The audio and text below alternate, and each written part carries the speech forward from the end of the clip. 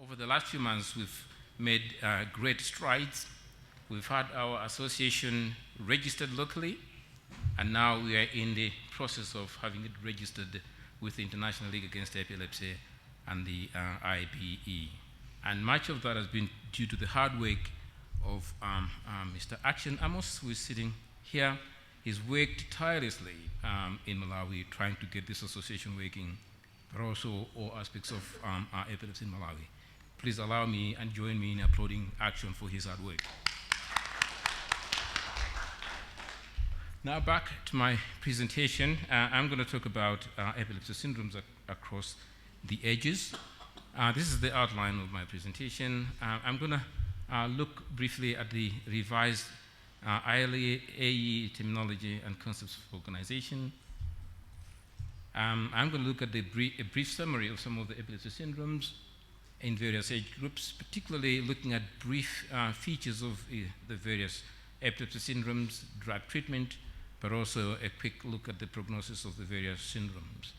But also I'm going to look at briefly again, what does the revised terminology mean to clinicians managing epilepsy in Africa? Some of you have seen this article. It appeared in Epilepsy 2010. It's on revised terminology and concepts for organization of seizures and epilepsies, report of the ILAE Commission on Classification and Terminology 2005 and 2009. Some of the authors of this article are here. I see Helen Cross there, but also Solomon Moshe somewhere here. And my talk is somehow going to be based to some extent on some of these recommendations. The reason why the ILA decided to bring up these recommendations are because of information that's been gotten over the last few years based on neuroimaging techniques, new genomic technologies, and concepts in molecular biology. They've had to relook at the previous classification of generalized versus focal seizures and decided to abandon that because it didn't make much sense. There's been change in terminology, but I must say there's not been changes made to the epilepsy syndromes, although some of the terminology has changed. The concept of focal versus generalized seizures as a dichotomy has been abandoned, and each syndrome and each patient have been characterized according to a number of features, which is quite important. Age of onset, looking at cognitive and developmental antecedents and consequences, motor and sensory features on examination, looking at EEG features, looking at provoking features and triggering factors, but also effects of sleep. They've based on that to regroup the organization of the syndromes. For the purpose of this talk today, I'm going to concentrate on the electroclinical syndromes in the various age groups. But what the new recommendations have also looked at, they've looked at the electroclinical syndromes. They've also looked at some epilepsy with distinct constellations. They put epilepsies attributed to and organized by structural or metabolic causes, which I must admit probably in our setting in Africa, there is quite a significant proportion of our epilepsies that fall in this category. They've grouped them into angiomas and also grouped them into epilepsies of unknown cause. But also they've had another category looking at conditions with epileptic seizures that are traditionally not diagnosed as a form of epilepsy. So, like I said, I'm going to concentrate for the purpose of this on the electroclinical syndromes in the various age groups. This list is by no means exhaustive, and I'm going to start with what are the seizures in the neonatal period. We probably have all seen cases of benign familial neonatal epilepsy. This is a rare autosomal dominant seizure with onset in the first week of life. Presents with frequent brief seizures in an otherwise normal baby. EEG is usually normal or discontinuous, focal or multifocal features. And then there's the benign neonatal seizures, the non-familiar form, which presents with short-lived self-limiting epilepsy, usually single episodes of lengthy seizures, tonic, clonic, or clonic seizures, and they often present in status. And EEG, ecto EEGs usually they tend to be slow or slow spike wave in the Rolandic region. Treatment is controversial in terms of how you treat, because most of them actually go into spontaneous remission. But if you must treat, benzodiazepines, diazepam, phenobarbital are the treatment of choice. This is a lovely 6-month-old baby, one of my patients, that presented with a classical, the so-called 50th seizure, born normally, had seizures on exactly day 5, had prolonged seizures, 3 of them, had diazepam 2 doses and ended up being loaded with phenobarbital. But unfortunately, we forgot to keep on maintenance, which is just as well, because did exceptionally well, and that 6 months is making good developmental progress. Those are these not so bad epilepsies in the neonatal period, but on the other hand, you have what I would call the bad epilepsies in that age group. You've got the early myoclonic encephalopathy, which is fortunately rare within the first days of life, but very devastating epilepsy. It consists of a triad of seizure types: erratic myoclonus, simple focal seizures, but also you get epileptic spasms. And the EEG shows burst suppression mainly in sleep, but can persist for a long period of time. And on the other hand, you've got the Ohtahara syndrome, which again, unfortunately, is rare, presents in the first day of life with tonic spasms in sleep and awake. And a third of the patients have got erratic focal seizures and also sometimes hemiclonic convulsive seizures. Myoclonic seizures in this Ohtahara syndrome are rare, and the EEG shows burst suppression with pseudo-periodicity. Unfortunately, this condition, these two are quite difficult to treat. You may try with corticosteroids or ACTH to variable degrees of success. These are the main 2 groups of seizures, the bad ones and the not so bad ones in the neonatal period. And if we move on to the infancy, quite a number of seizure epilepsy syndromes which you might have come across, benign infantile epilepsy.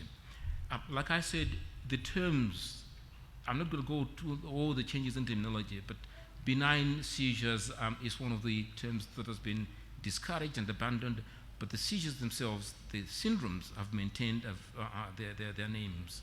So benign infantile epilepsy can either be familial or non-familial. Typically, the child develops normally and has got focal seizures, motor arrest, impaired consciousness, with staring of eyes and head deviation. And usually, these may go into generalized or generalized conversions. You may occasionally get simple automatism. EEGs show focal discharges, and typically there's remission within 1 to 2 years of age. And again, treatment of choice, you've got a choice between phenobarbital, if that's all you have, but carbamazepine has been shown to be good, and sodium valproate is been shown to be good as well.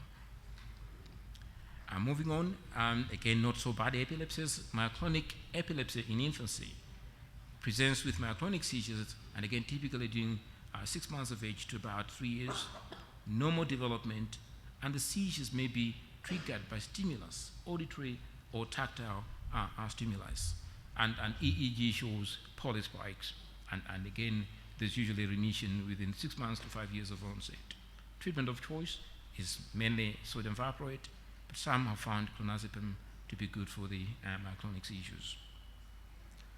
And then after that, we go to the not so good epilepsies. Epilepsy of infancy with migrating focal seizures, which again, fortunately, is rare.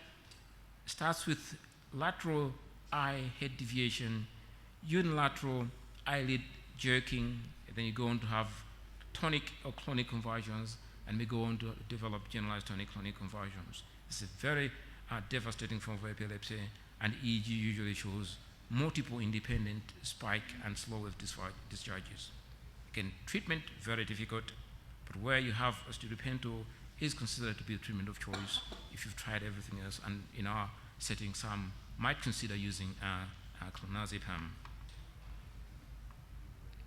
We've talked about West syndrome, quite a common epilepsy syndrome in our setting with various etiological causes. In our setting, again, early neonatal infections, but also birth asphyxia, hypoxic ischemic encephalopathy are the commonest etiological causes of West syndrome. It consists of a triad of epileptic spasms, hypsorhythmic EEG, and developmental delay. And then we've just had a discussion here on what's the best treatment for West syndrome. I find in my practice actually high-dose prednisone to be quite effective. I've never had to use vigabatrin because obviously I can't get rid of it.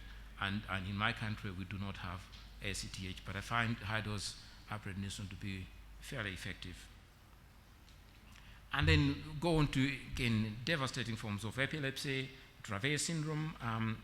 Usually children start with early onset febrile convulsions. They tend to be often prolonged febrile convulsions, and they later go on to develop myoclonic seizures, typical absences, and complex partial seizures.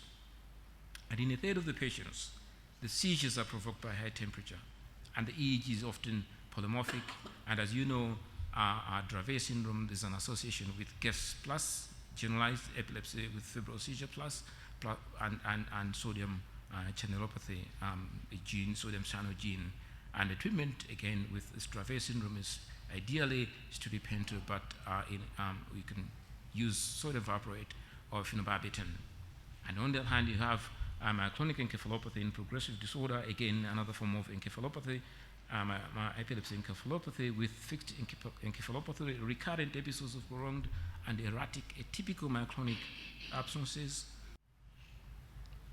Again, going on to more seizures in the childhood, have the Panaytopoulos syndrome, which often presents at the ages of 1 to 14 years and presents with mainly focal seizures, but also a predominance of autonomic features, particularly vomiting. I've had a patient with persistent vomiting as the autonomic feature in the syndrome. The good thing is that prognosis is good, and the treatment of choice is often carbamazepine with good effect. And you have the epilepsy with myoclonic atonic seizures, previously called epilepsy with myoclonic ecstatic epilepsy of Douze. And again, it presents with symmetrical myoclonic seizures of the arms and irregular twitching of the face, and then they lose tone. And this must be differentiated from Lennox cluster, which can present with similar myoclonic seizures and also atonic seizures. But the prognosis in epilepsy with myoclonic atonic seizures is often good, and the treatment of choice is sodium valproate.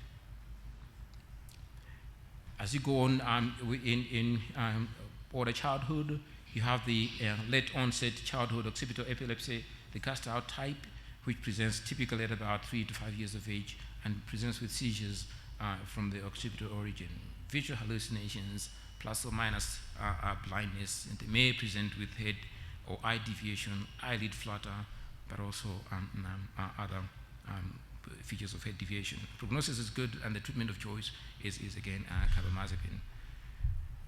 Lennox-Gastaut syndrome often results from West syndrome. I'm not sure exactly how many of the West syndrome go on to West syndrome, but quite a significant proportion. Again, it depends on the etiology. It consists of polymorphic intractable seizures, a triad of tonic, atonic, and atypical absences, but other seizure types can occur.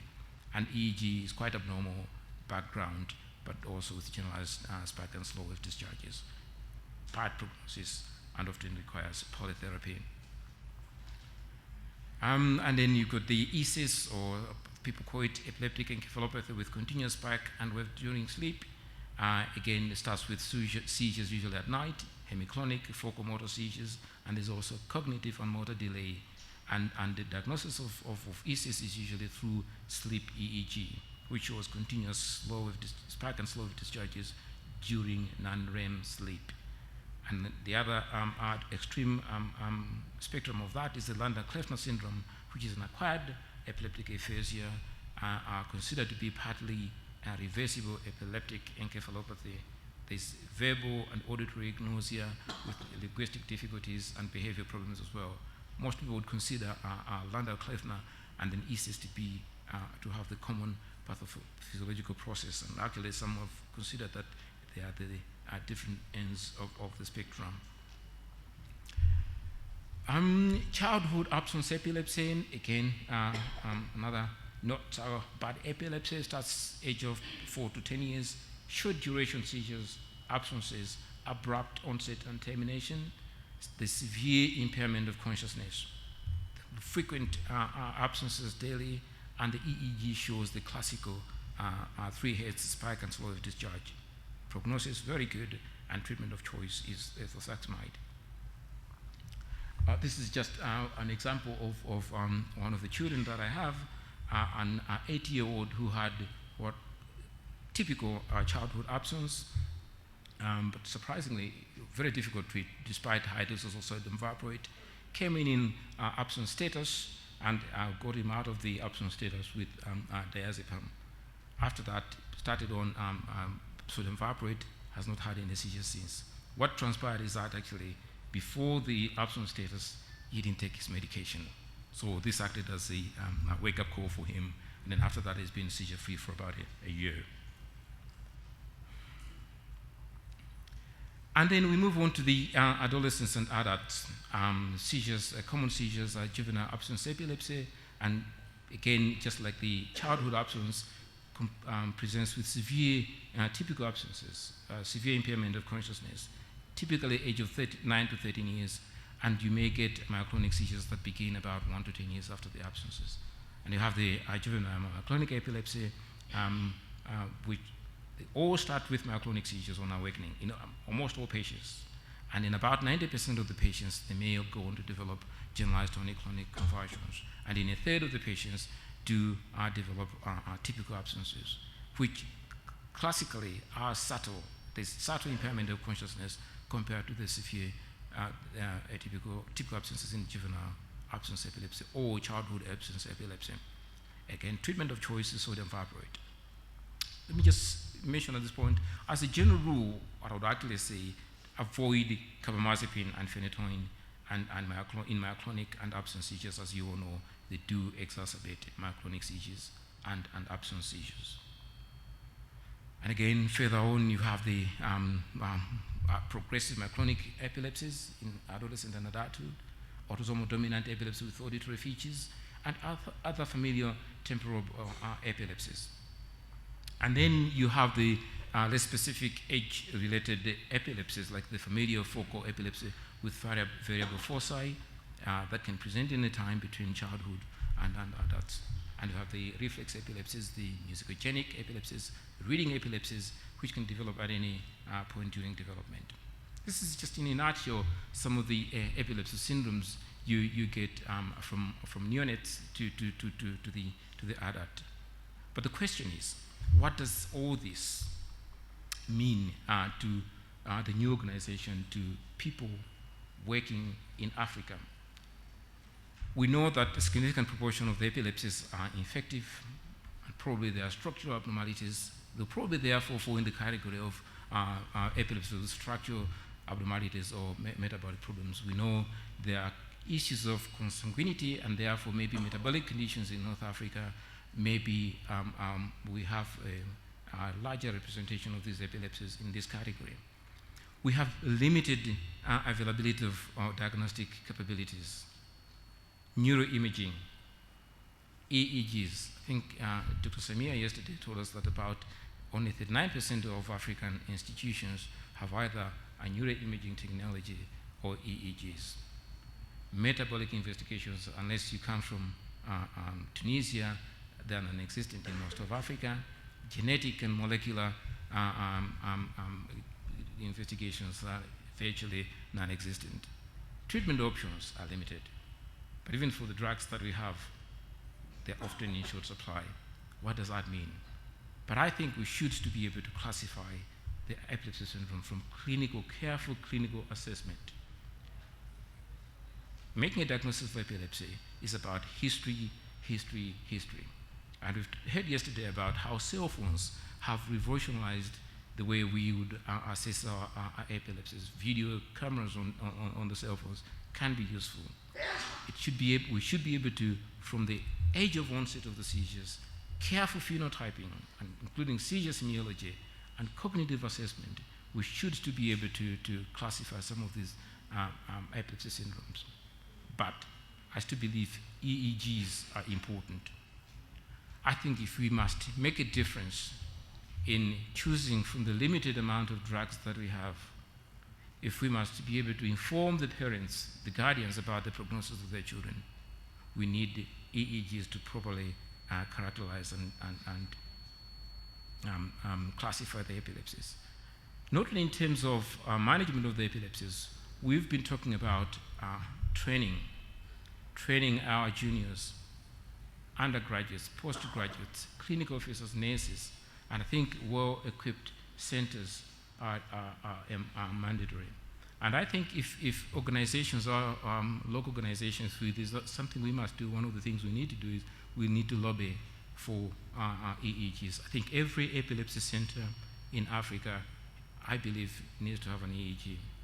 You may not need, I need to be good and right here. You do not need an EEG to make a diagnosis of epilepsy, but certainly to prognosticate and then decide the appropriate treatment, you may need to classify it. We've talked about electroclinical syndromes. Therefore, I think EEGs are important. We need equipment. We need training. Training of undergraduates, training of technicians, but also training of specialists who interpret the EEGs.